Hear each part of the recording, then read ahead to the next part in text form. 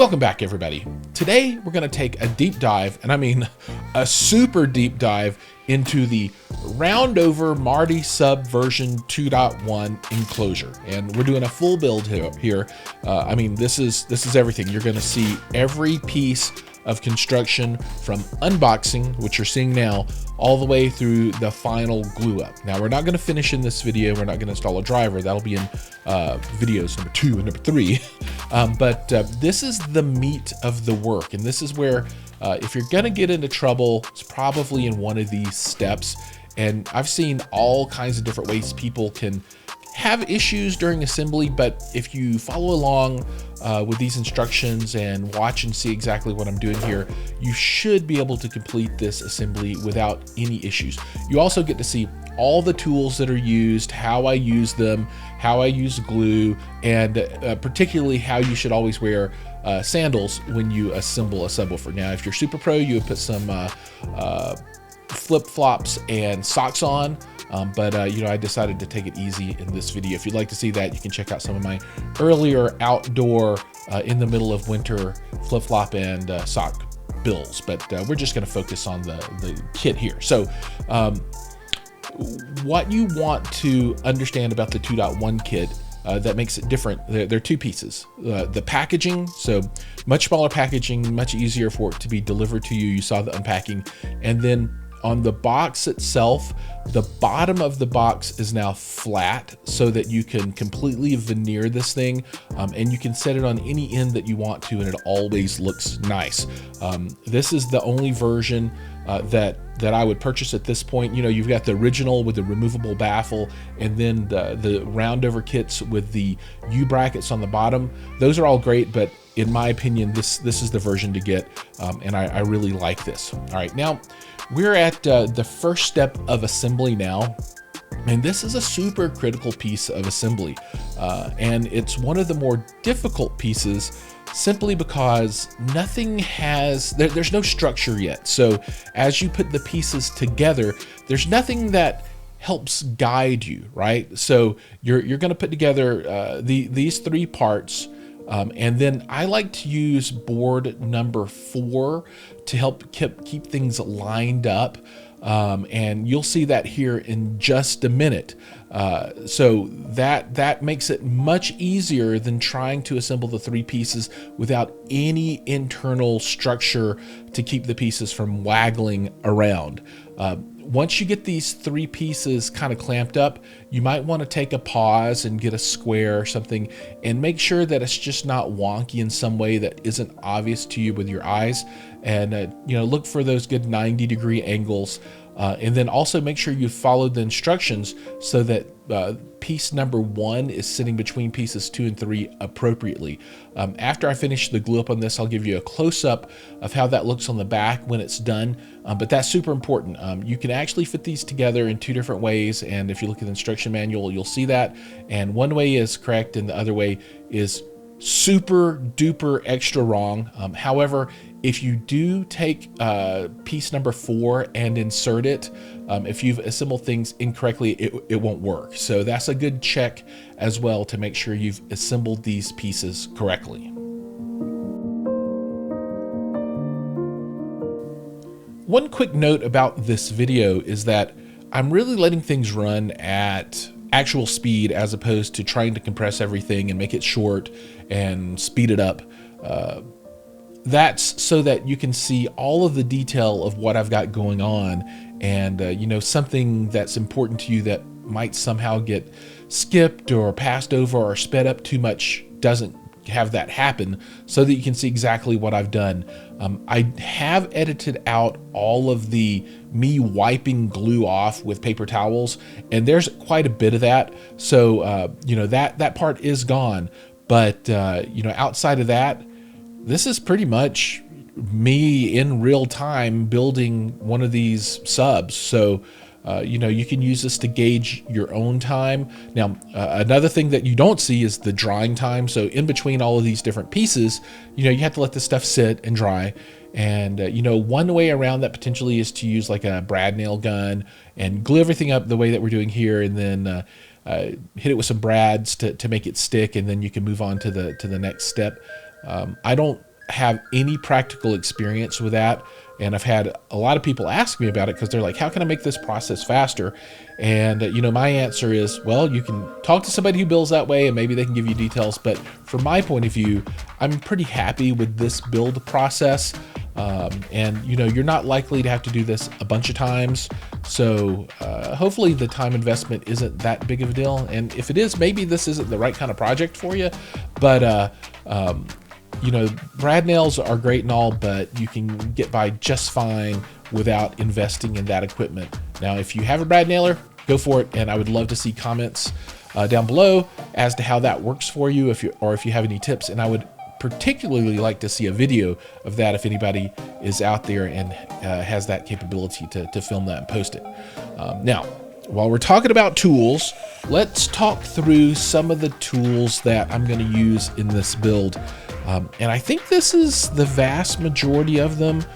Hopefully I don't miss anything, but we'll start with the obvious and get to the not so obvious, although all this stuff's pretty straightforward. So I have a number of 36-inch clamps that I use, and you'll be able to see those on while we're going here. And I would say that if you want to really be covered for 36-inch clamps, I think 6 of them is more than enough.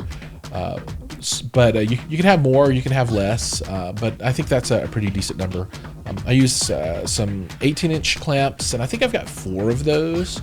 They're nice to have because there's some sections that just don't need the length. You could use the longer clamps for that if you want to, but it's nice to have shorter ones.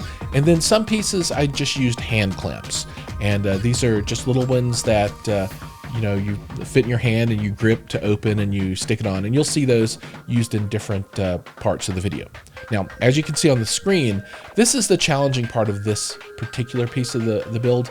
You take these 3 pieces and they just kind of sit together, right? And there's nothing to support them. So I like to take out part number 4 and slide that in. And see, I tried to slide it in there and things were at the wrong angle and it didn't fit. Well, number 4 helps you understand how wide this needs to be and that kind of thing. Also, as I said before, if you've assembled the first 3 pieces incorrectly, then piece number 4 won't ever fit correctly. So this is a good check and balance against doing something wrong. But with that, let's get back to the tools. You need glue, and there are lots of different kinds of glue out there that you can use. I'll link down below the version that I like, and it's Type Bond 3, and it's a little runnier, but it dries more slowly. It gives you a little more time to move pieces around in case they're not fitting exactly like you want them to. And I think it's great to have forgiving glue in these kind of builds that you're not on such a fast timetable with. I use a table that you can see there, and for the smaller boxes, it's nice to get some height on it so you're not bending down all the time. And I have a big piece of MDF that I put on top of the table to give it a little more surface area, but I'm sure you'll have whatever you have in your workshop that you can use for this. I use a chisel set from time to time, and that's mostly to get rid of excess glue that's dried, so I can just chisel that off. But if you ever find yourself in the situation where something's a little too tight, you can use sandpaper and a chisel to kind of make things fit the way they're supposed to. And don't be scared to have at this MDF. It's not a problem. Sometimes when you clamp things together, they warp just a little bit, and I'm talking like a 1/16 or something. It's a little bit, but then when you try and slide pieces together, they'll be a little too tight. Well, just use some sandpaper or a chisel and get rid of some of the material so that it goes together. I've seen a lot of people get frustrated and start banging on this stuff and break pieces. That's what you don't want to have happen. Shave some of the material off, make it fit, and things will work out much better for you. Now, there are times where you need a little force, and for that, I use a rubber mallet. I don't use a metal hammer, rubber mallet, and I also use wood blocks that I put between the mallet typically and the material so that I don't split the material. It kind of spreads the force out when you're striking it. And you'll see me do that a number of times in this video. There were several pieces that were really tight, and I needed to use some elbow grease to get those in. I also, at a couple of points in the video, will take a clamp take the end off, reverse it, put it on the other side, and turn the clamp into a spreader, just to give me that 16th or whatever that I need of space to get pieces to fit together. And don't be scared to do that. Now, you know, once things are glued together, they're in there pretty tightly, so I don't ever really have a big concern about spreading things just a little bit. Now, obviously, you're not going to spread things, you know, 1/4 of an inch or something like that. But you know, you can use your clamps to open stuff up just enough to get pieces to fit together. And you know, this is, you know, supposed to be snug, right? It's got to be airtight. Now you can see here a close-up of how the pieces fit together after I've got them set and they've been drying for just a little while. Now for tools also, in this build, I'll use an orbital sander and some sandpaper. Mostly that's used for finish work, but there's one piece in here where I wanted to sand down some of the wooden dowels, and I could have used the saw to cut them off, but I just sanded them as that it was nearby. I use throw cloths. It's really moving blankets. You can see one in the background there, and that's just so that pieces don't get scuffed up on my horrible concrete floor in my garage. I need to really one day finish that with something nice, but I'm scared if I put some nice finish down and then I drop glue all over it, it'll just be all ratty again after I spent money. So I guess it'll just stay like this, and I'll put cloths down and clean it as best I can.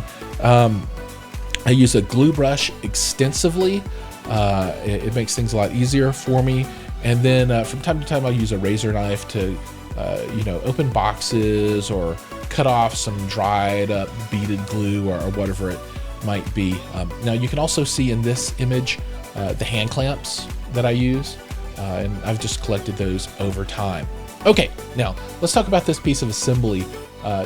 That insert is the piece that will swap this from using normal, like a normal connector cup with RCA adapters to the speakon power connector. And all you do is you glue this in. Now, to keep pressure on this, I always use a paper towel on the little round insert, and then a long piece of scrap that I clamp on, and that provides the right pressure for it to sit and dry. All right.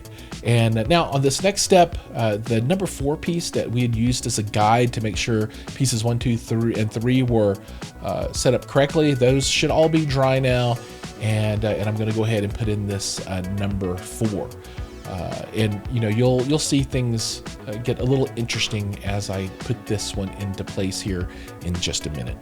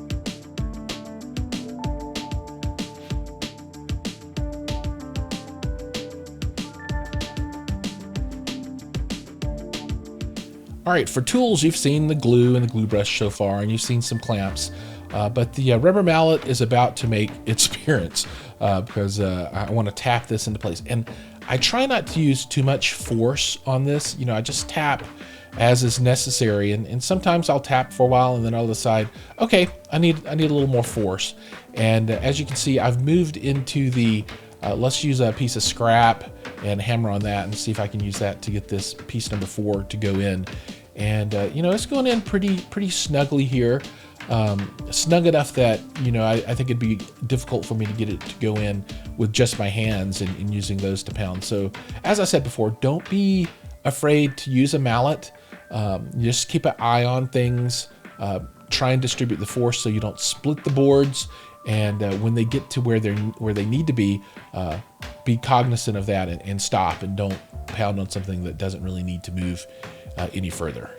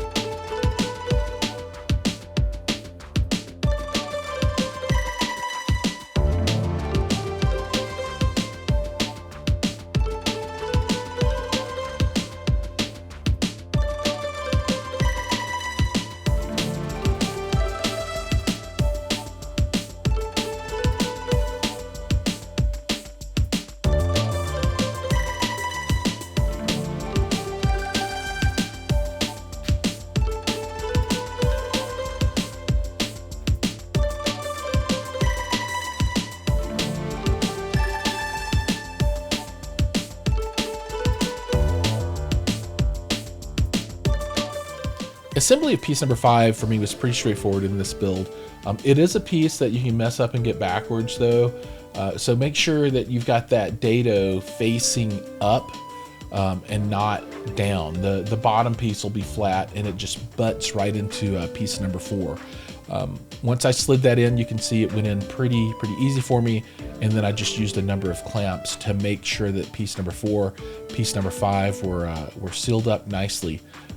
You can also take a clamp and go from side to side and squeeze that if you need, but just be careful that you don't put clamps too far on the piece that's nearest to us and bend those edges out and make them too narrow, because that will be a problem. And that's probably the biggest issue that people face when they do these builds, is that they over clamp and bend to pieces and then things don't fit any longer. So be cognizant of that, and this step is really easy.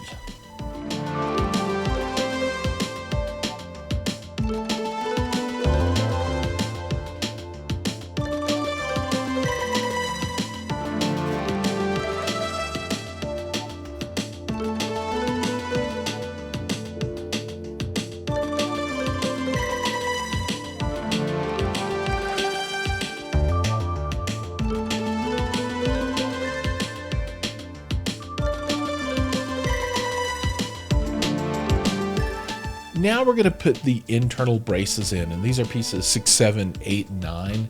And I always do these 4 at the same time, as opposed to doing 6 and 7 and then waiting for a long time for drying and then doing 8 and 9. I'll get 6 and 7 in, and I'll have things clamped up where it'll hold it together, and then I'll slip 8 and 9 in there as well, and then clamp it all and let that dry. There's nothing too difficult about these steps. Dry fit everything ahead of time so that you know how they go in the correct orientation, because there's only one correct way for these pieces to fit. And if you look at that piece number 4, you have the slots down at the bottom. If you have them in incorrectly, they won't fit fully into those slots down at the bottom. And when you're sliding them in, even if they're incorrectly, if things have got a little bit off kilter, then they might hit slightly at the bottom. Well, you'll just need to make sure that you kind of tap that bottom piece to the left or right, and it'll slide down into the slot in 4 and insert all the way. So you'll make sure they're all the way down, and you'll be able to tell at the top because everything will be flush up there and not be sticking out oddly. And you can look specifically in the instructions as to what it's supposed to look like there, and then you can see in the video once I've got all the pieces in what it looks like, so you know what yours needs to look like as well. And then make sure you clamp things up, and then you'll just let this piece sit and dry for those 4 internal braces before we get to the next step.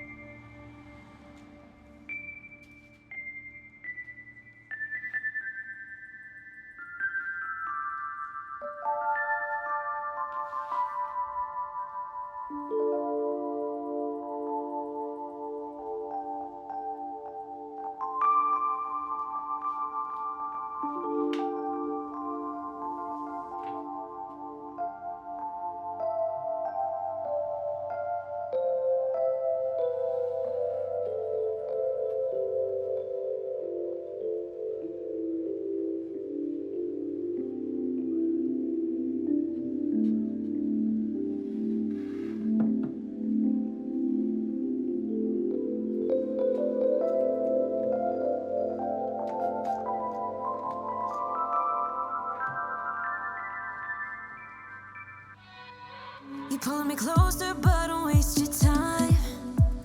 Don't have any time for all your empty lies. I used to think that you were only mine, but I was blinded by a shallow light. I'll call your friends, I'll let them know that I'm so done with the tragic boys. Tonight I'll get into my zone. I'll dance until the tears are gone. No time for bad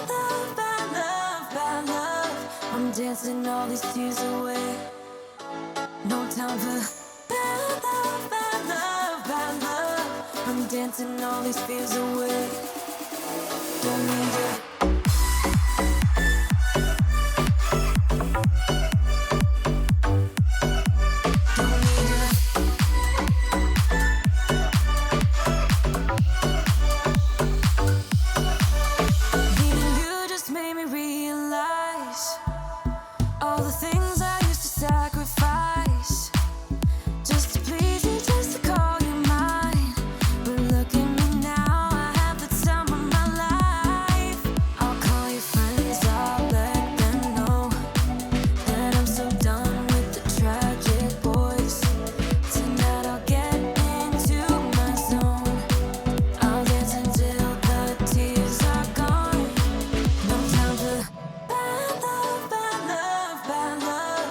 Dancing all these tears away.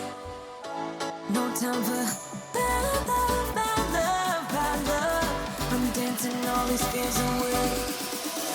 Don't need you.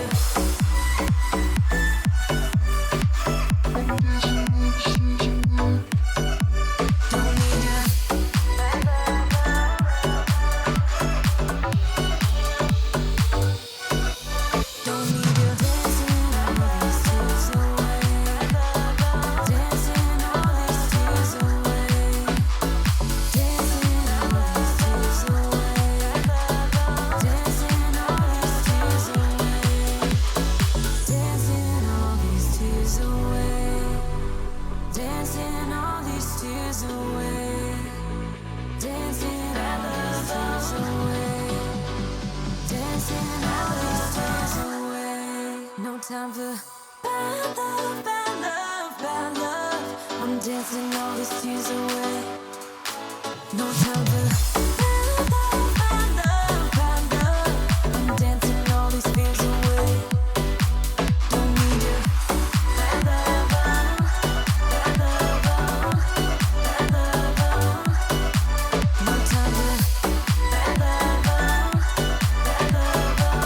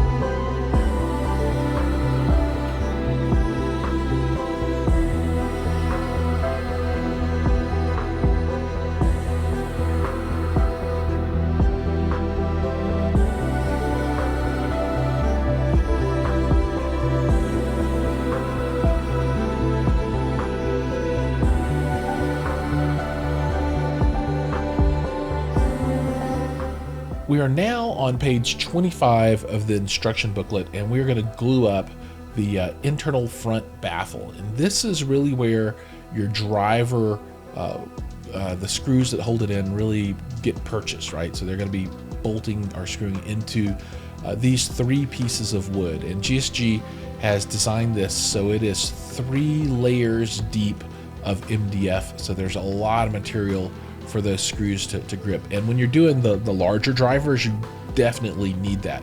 This is the 15-inch version of this kit, but as you know, there's a 18 and a 21-inch So, you know, as these drivers get bigger, they exert quite a bit of motor force. So you want them to not rip themselves out of the enclosure. So it's really nice that they have upgraded the baffle design and given you so much material to be able to use to get your screws into.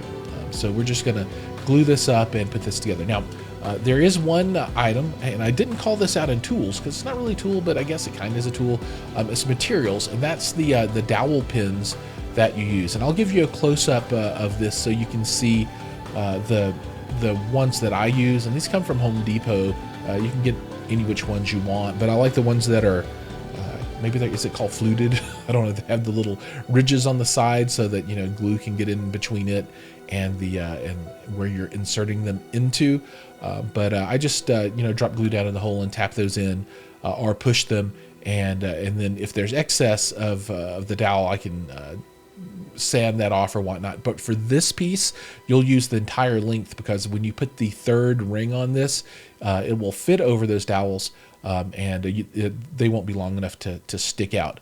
Now I think I was running out of the right size version, so there are 2 holes in this build that I didn't put pins in. Now I recommend using pins in all of them, but I didn't want to go to the store, and I thought, it'll probably be okay. There's going to be so much glue that there's no way that this is going to move, and I had enough to get everything lined up. And you know, the pins do add some structural strength, but for the most part, their real purpose is to make sure that you've got these pieces lined up correctly. You know, you fill all the holes if you can. If you don't have enough, that's okay, as long as things line up appropriately. This is the close-up of the dowel pins that I use. So these are 1/2 inch. These came from Home Depot, and you can see the model number 840012 there for a 20 count. They've worked great for all of these, so those are the ones that I recommend.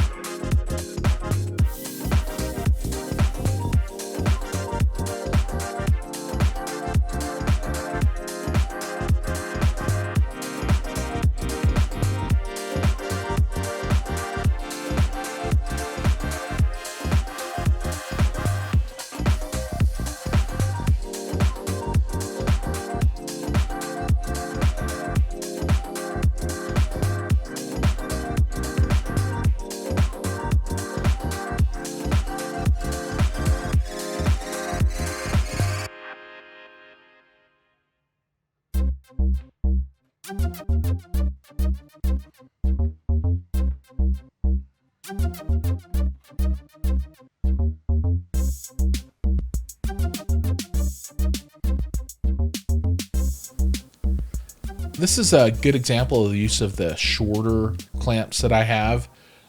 This is a nice piece for that. And you can also see a good shot of the Tight Bond 3 Ultimate glue that I use as well.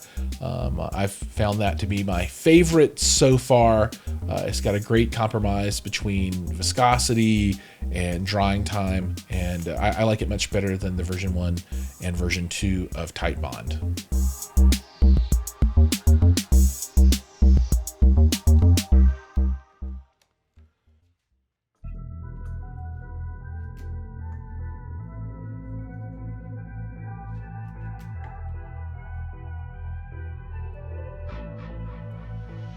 I've been giving you the worst.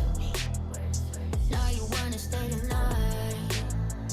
Pretty how you work hard for me, but forgetting how to talk. Nah, I don't like no humble beats. Just go and slice it up. Now it's time to marinate. And right after we're done. We are on page 29 of the instructions now, and we are going to assemble the bottom of the unit. And this is a piece that I really appreciate, because this is a update that GSG made in the design of the enclosure. Before, you didn't have this double thick piece. It was really like a single thick piece, and then they had two U pieces that fit on the outside, and it made it flush on the edge, but the interior was kind of empty. So if you laid this thing down on the side, you had a pretty flat top and then what I consider to be a fairly ugly bottom. But this completely eliminates that, so that all the surfaces, all the outside surfaces of this box are nice and flat, and you can orient it however you would like. You know, a lot of people will add feet to their enclosures. I've never really done that before, as that mine sit on carpet, and I think it's just fine to lay it down or set it on the bottom without any feet, although the feet do look nice, and maybe I'll do that one of these days. But I really, like I said, appreciate the design change that GSG made when they introduced this particular piece of the build. Again, this will use those 1/2 inch pins, dowel pins, and I believe that this is the last use of the dowel pins. One thing to consider too is that the dowel pin, since this is the bottom of the enclosure, it makes up the bottom of the port.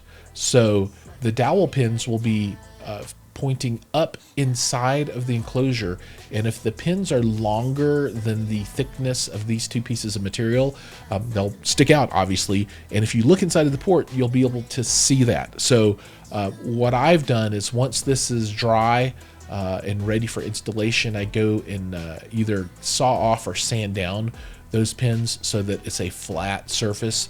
And once you paint, you won't be able to see it at all. But I would recommend that you do that in some way, and you can sand them down, or like I said, you can use one of those little flat saws and cut them flush. But I'd probably still sand after that anyway to make sure you had a really nice finish. But once you got your glue on, sandwich these guys together, stick your pins in, clamp, and you are good to go.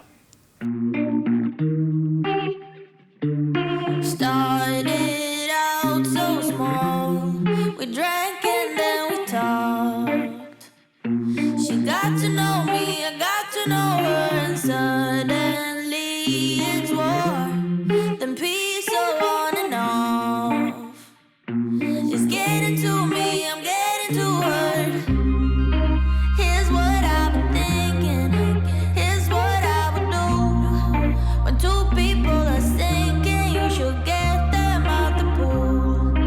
Here's what I've been thinking, I don't know what else to do. So I'm forever calling her truth. She's a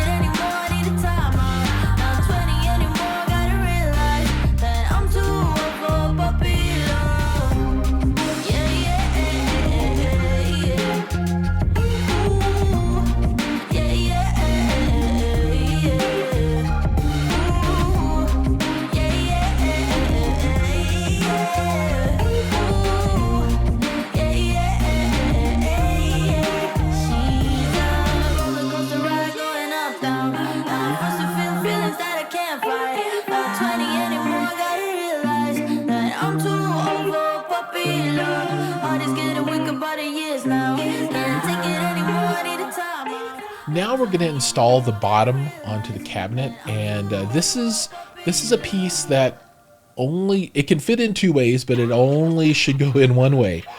So the slots should point to the back, or should run to the back, and the back is the opposite of the side we're looking at. So what we're looking at now is the front, and you can see how the supports, internal braces, open to allow the driver to fit in. So we're looking at the front, so those slots will go toward the rear of my room in the back. If you mess this one up and get it backwards, recovering from that is possible, but it's tough. You have to take a saw and cut pieces and chisel it out so you can get other pieces to go in. It's kind of a nightmare. So make sure you look at the instructions, and it's very clearly depicted on page 32, and put it in the right way. I always put pieces in, and then while it's drying, I look at the instructions and make sure I didn't do something wrong. And I have caught myself a couple of times, and then, miraculously was able to get the pieces out before they dried too much and wouldn't budge. Now, this is a good example. This is a new tool use, right? So for this video, this is the first time that I'm going to be using a clamp as a spreader. And you can see I've done that here. The bottom would not go on. I had over clamped, and things were bent just a little too much. So I took one of my clamps, and you can take the end of these clamps off, typically flip them to the other side, and then the clamp turns into a spreader. So I used the clamp to spread this, and then I did another one and took it to the back and spread that out. And I'm talking about like a 1/16 of space. Like, I don't need very much for things to go together the way they ought to.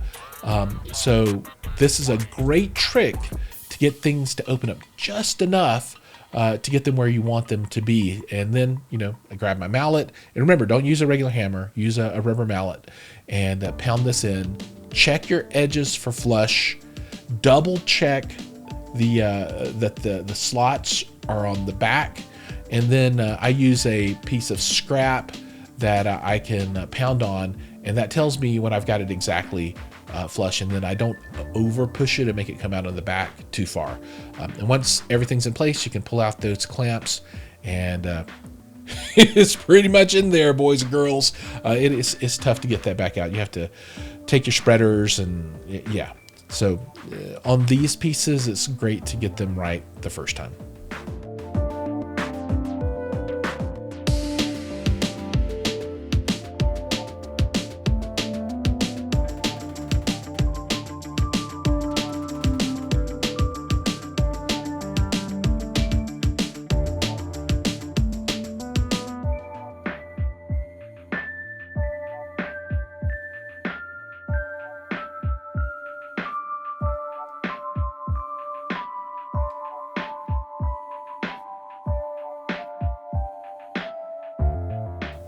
And now for the port braces.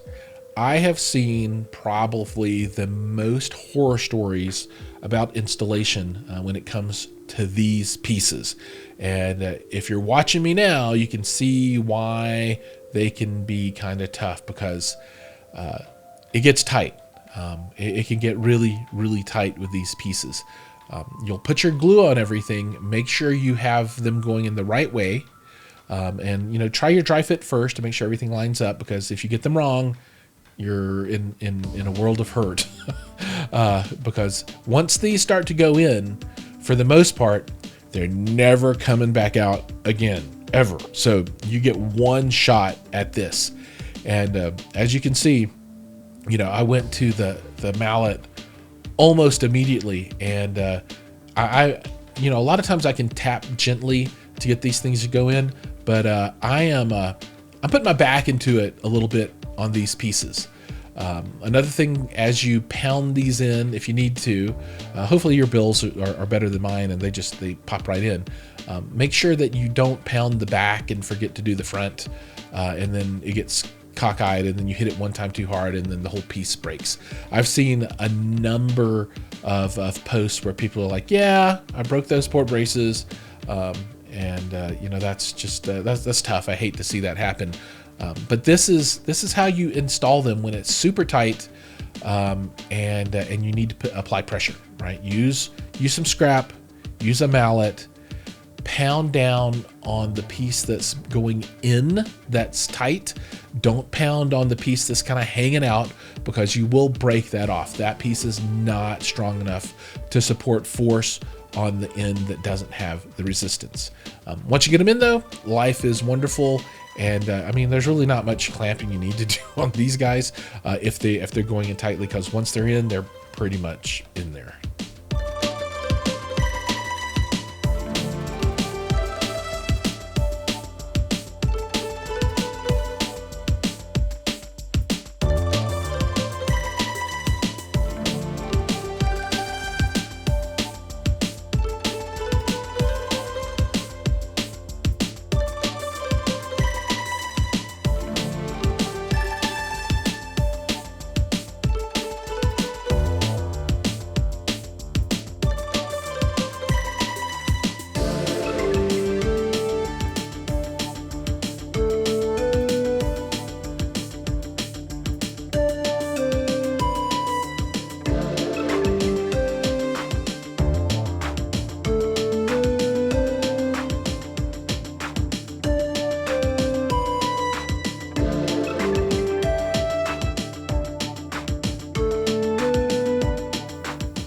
As you can see, the second one is just as tight as the first one.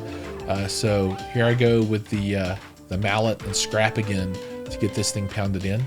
But with a little bit of pounding, it went in no problem. Now, I think if you need to, you can probably take a clamp and turn it to a spreader and give it a little additional pressure like that to open things up just a little bit. I was able to get these in with just the brute force without using spreaders, but that is another tool that you can pull out of the chest to help you get these in without breaking the supports if you need it. Don't be shy to use pressure and force, but make sure you use them in a way that you're not going to damage the components.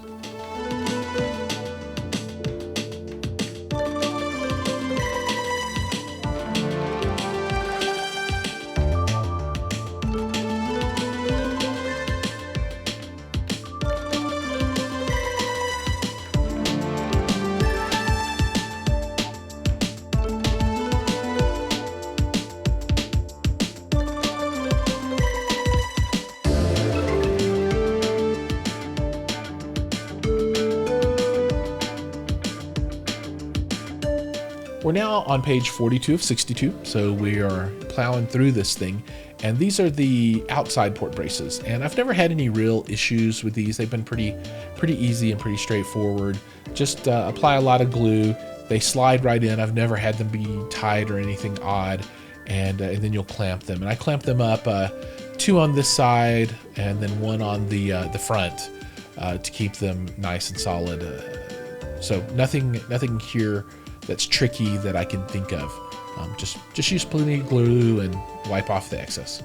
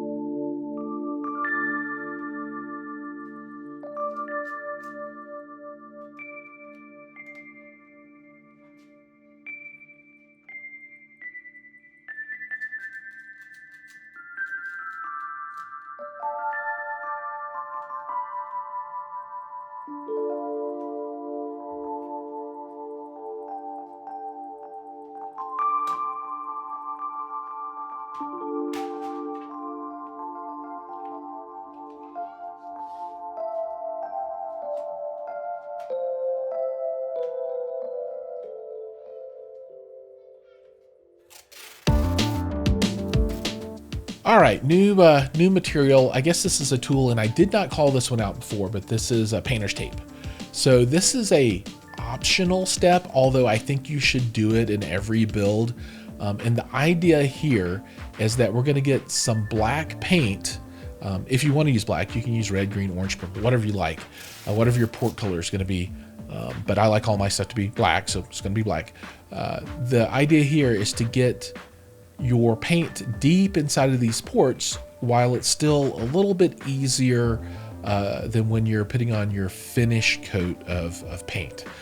So what you need to do is mask off the pieces of MDF that will need glue later, and then you spray paint the rest of the stuff black. And you'll need to do this on the front and back of the main box, and then also that last panel that hasn't been installed yet, the rear panel, you will also put some tape and paint on that too, and you'll see that coming up. Now I use just matte black rattle can paint, nothing special, just what they had at Home Depot or Lowe's or wherever you're buying your stuff at. And then this is just general purpose painter's tape, nothing special. I'll have links down below for the materials, so you can know that you're buying one that'll work. But there's no magic to this step other than making sure you mask off areas that will need glue in future steps, and you'll be able to see exactly what I've masked off, so there won't be any mistakes for you.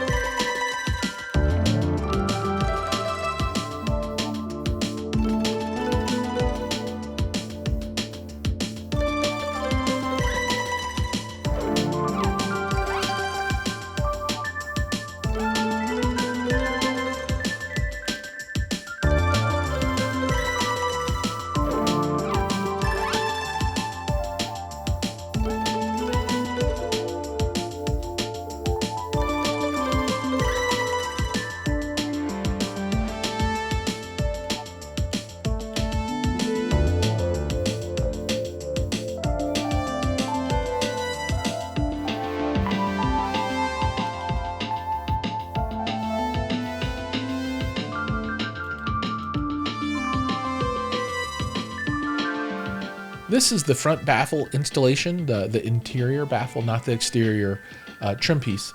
And for me, this step went super duper easy. It just fit right in perfectly, and I didn't have to do anything special at all. So that's kind of exciting.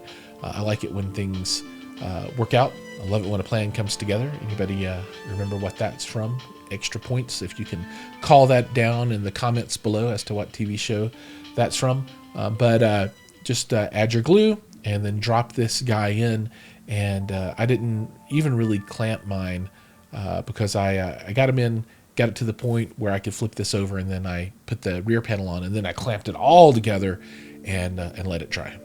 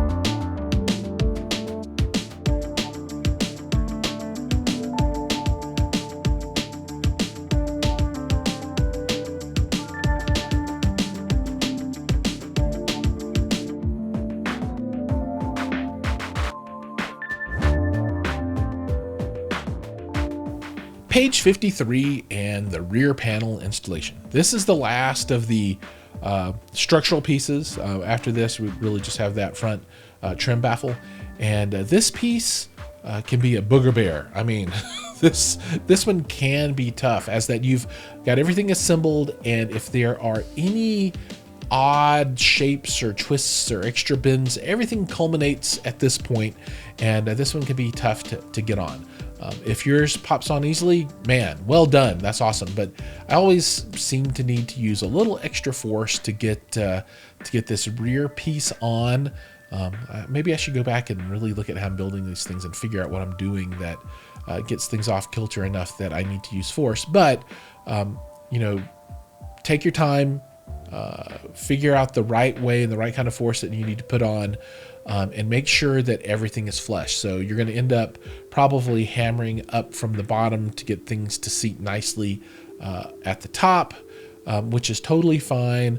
Just use all the strategies that we've discussed in the video before, and you'll get there. And once you clamp everything down, that'll help level it all out. And then if things are still a little wonky at the end, fill in any gaps with the glue, and then anything that's sticking out, that's where your rotary sander comes in, and just have at it and make things the way that you want them to be with that. And as long as it's sealed up and everything's smooth, life will be good for you. But like I said, don't be shy. Get your hammer, get your mallet, get your sander, do what it takes, and don't break your piece.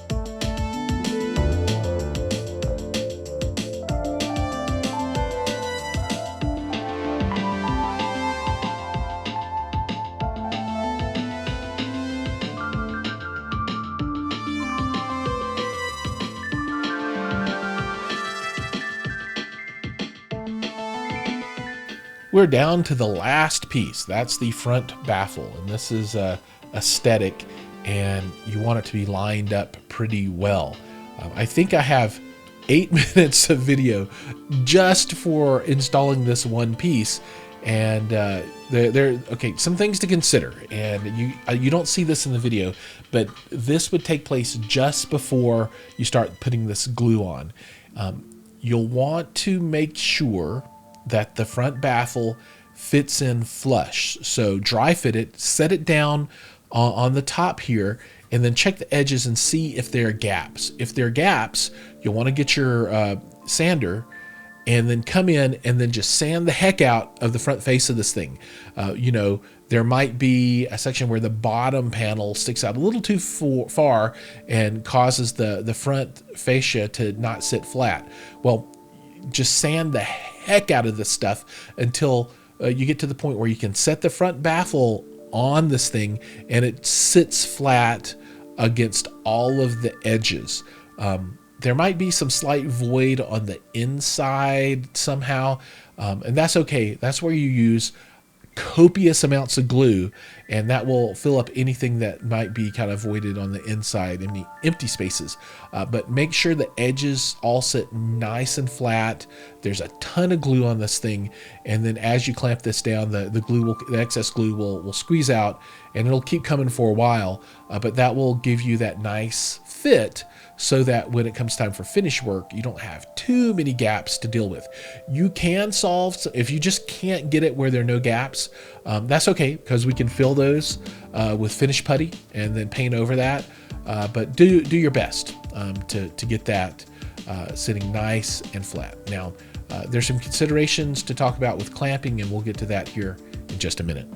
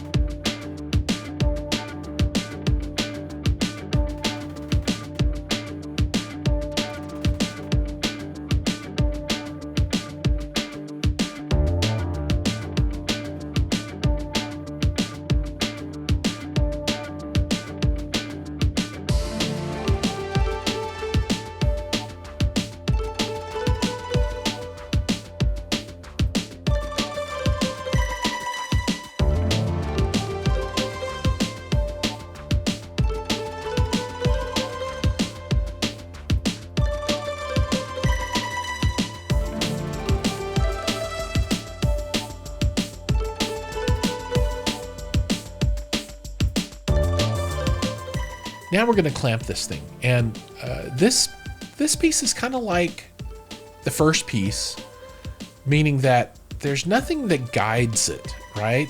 So when you were installing those first 3 pieces, you know, you just kind of glued them together and they're just kind of sitting there, and there's nothing to guide them to the right position.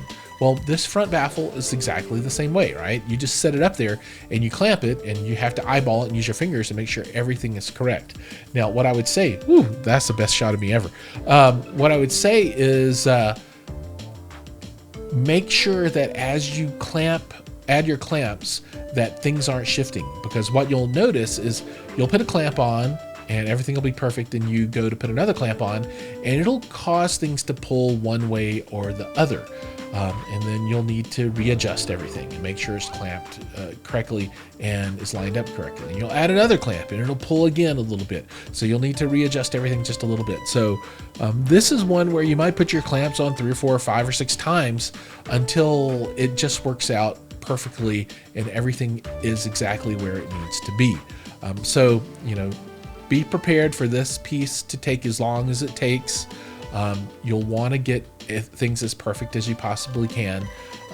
You might notice that your box isn't exactly square at this point. If you're going to see it, this is where you're going to see it at, because that front panel is square, right? They cut it and it's square, and your box might be a little wonky. Well, if that's the case, then that's where sanding and filler and paint will be, you know, your rescue. It'll come to the rescue. It's just like construction work, right? You know, everything's ugly until your finished carpenter comes in and they make everything look pretty. Well, you'll be doing the same kind of thing here, and that's why even in the video it took me 8 minutes to do this, and I cut off lots of pieces where I was letting glue squeeze out and wiping that off, so it took even longer in real life. But as I said, don't be scared. Use all your clamps, use every single one of them that you've got, and make sure it's all straight, because this is it. I mean, this is the last piece, and I put the time in and it'll be perfect and ready for finished work in the next video.